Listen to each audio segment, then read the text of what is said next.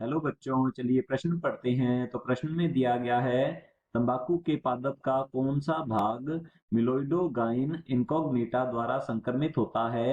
विकल्प दिए गए हैं पत्ती, तना, जड़ या पुष्प।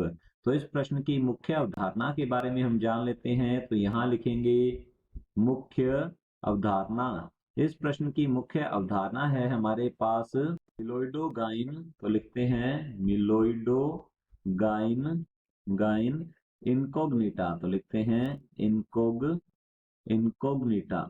इनकोग्निटा से संबंधित यह प्रश्न दिया गया है हमारे पास।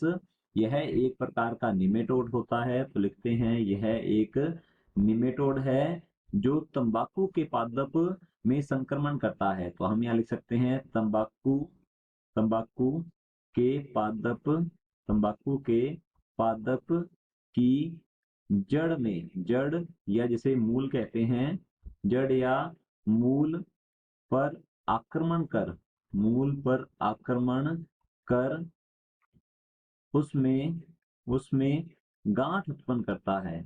उसमें गांठ उत्पन्न उत्पन्न कर देता है उत्पन्न कर देता है।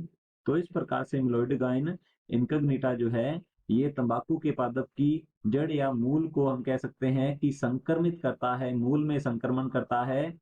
इससे इस निमेटोड या फिर इस पीड़क से तंबाकू की फसल को बचाने के लिए तंबाकू की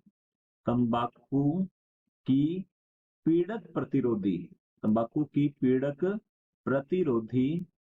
प्रतिरोधी किस्म जो है इसका निर्माण किया गया। और इस किस्म को बनाने के लिए आरएनएआई तकनीक जो है या विधि जो है, इस विधि का उपयोग किया गया था। आरएनएआई से तात्पर्य होता है आरएनए इंटरफेरेंस या फिर इसे कहा जाता है आरएनए अंतरक्षेप। तो लिखते हैं आरएनए अंतरक्षेप विधि का उपयोग किया गया था तंबाकू की पीड़क प्रतिरोधी किस्म बनाने के लिए। तो चलिए देखते हैं विकल्प की ओर। हमारा प्रश्न है, तंबाकू के पादप का कौन सा भाग मिलोइडोगाइन इनकॉग्निटा द्वारा संक्रमित होता है। तो ये होता है जड़ या फिर मूल भाग।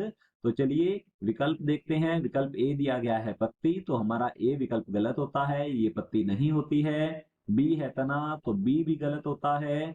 सी दिया गया है जड़, तो हमारा सी विकल्प जो है ये बिल्कुल सही उत्तर है। ये निमेटोइड मिलोइडोगाइन इनकॉग्निटा तंबाकू के पादप की जड़ या मूल को संक्रमित करता है। हमारा डी विकल्प दिया गया है पुष्प, तो पुष्प भी नहीं होता है ये, तो डी विकल्प भी गलत होगा। विकल्प सी बिल्कुल सही उत्तर है। आशा करता हूं आपको समझ में आया होगा। धन्यवाद।